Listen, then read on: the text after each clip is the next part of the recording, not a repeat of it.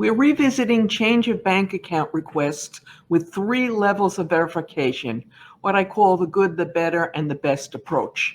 We're making such a big deal about this issue because crooks have shown no mercy and continue to pound away at accounts payable and Treasury teams on a regular basis with this fraud. When an organization falls for one of these frauds, and sadly they still are on more than a regular basis, the losses can be devastating, sometimes amounting to hundreds of thousands, if not millions of dollars. And the financial losses are only the beginning. In this episode, we have 3 levels of verification, as I said, and clearly I'm hoping that you use the best.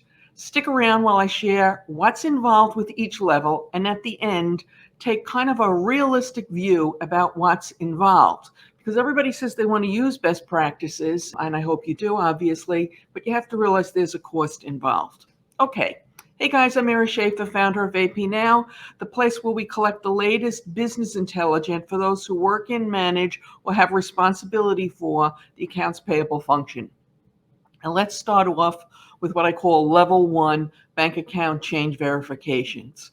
Now, from time to time, you're going to get requests from your suppliers to change the bank account where you're making payments to their bank account. And often these requests are legitimate, but as you're probably painfully aware, occasionally they're not. So you might get these requests, you might verify 10, 20, 30, 40, they're all legitimate. And then, the 50th one is the one that is not legitimate. So level 1 verification, companies have been doing this even before this fraud, a few of them, but now a lot of people are doing it, is that they typically require that the person making the request for the change in bank account number also supply the old bank account number and then some other information. So it might be information about the last 1 to 3 or even 1 to 5 transactions. And they could be asking for the purchase order number that's involved, or the invoice numbers that were involved, or the dollar amounts that were paid. Now, you would think that this would be sufficient, and in a lot of cases it is, but the problem is it's not always sufficient. If a crook is smart and they've hacked the right systems, they can get their hands on this information and they'll be able to provide it. So it'll give you about 80% protection, but when you're talking about losses that could range into the millions of dollars, 80% protection just, really isn't good enough, at least in my mind. Okay, so then we go to the next level, level 2 bank account verifications. And in level 2, this requires dual verification. So the first verification might be that you get that email requesting the change. And then the second level, or the second verification or approval, whatever you want to call it, involves one of the following things. Some companies do it like this. They say, okay, if you got an email request, which is how most of these requests come in, especially the fraudulent ones, I might add, then you need to pick up the phone and call. And you can call using one of 2 ways. You can use the information that you already have on file, or you can get online, go to the company's website, call their main number, and then ask to be forwarded to the appropriate parties. That way, there was no funny business going on with the bank account. Now, when you get the second verification, it should come from someone other than the person who sent the original request, so that at least you have at least 2 people involved. So if I think I'm going to play a game and try and get my hands on some money, I cannot alert our vendors and give my own personal bank account number. There should be a second party involved. If the original request came by phone, which occasionally it will, then some companies take the stance, okay, we want to verify using a different methodology, and they will try and do the verification by email. In any account, however you're going to do it, you don't want to be, if it was a email originally, you don't want to be replying to that email, and you don't want to be calling a phone number that was provided in that email, because if it is fraudulent, then the phone number is going to be fraudulent and they're going to verify it and everything's going to look good.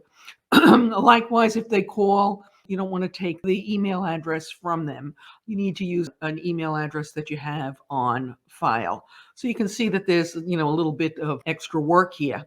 Now, Before we get to the last level, and honestly, it's the one I recommend because the losses can be so large here. If you like this episode, please give us a thumbs up or a like. And if you loved it, perhaps you can give us that thumbs up and subscribe. We produce new content for the channel 3 times a week. Tuesdays and Thursdays are devoted to accounts payable and payment issues such as this, and our Saturdays are reserved for Wordle.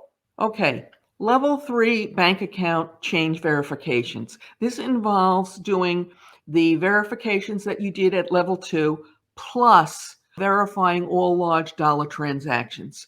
Now, what's a large dollar transaction is going to vary from company to company.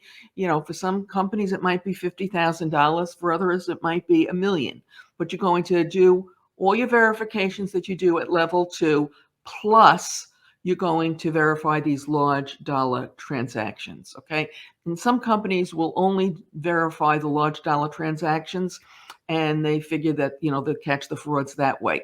There's a little flaw in that reasoning, and the flaw is this, that a lot of times crooks will set up a fraud, and the first 1 or 2 transactions will be smaller dollar amounts. They just want to grease the wheels and make sure everything is working. So that's the flaw there. Now, there's one issue that a lot of companies miss, and that's that these verifications, these extra verifications, they take time. They can take anywhere from 10 minutes to several hours, depending upon the responsiveness of the vendor and the information available, how much research your staff has to do. So if you're only getting 1 or 2 requests like this a month, okay, it's a little extra work, but not enough to get all worked up about. But if you're getting 20 or 30 or 40 of these a month, and let's just say even on average it takes 1 hour to do this verification, and it might take more, you're talking about adding a lot of work, a week per month. That's a quarter of a person to the accounts payable staff. So when you make these changes, you want to look at how many changes you're making and also what your staffing situation is, because you can't just keep throwing more and more work on the accounts payable staff and just expect them to keep doing it, and that productivity and morale will both stay high. So you need to address this issue. I'm not saying don't do it. I really think you should do it, but just be realistic about what your staffing requirements are. Now, having a good, clean master vendor file also helps with this process. We have a short video on that, 5 tips for cleansing your master vendor file. You can watch it now using the link that will appear momentarily on YouTube, and the link is also in the show notes below. As always, we appreciate your thumbs up, your subscribes, your shares, and your comments. Good luck.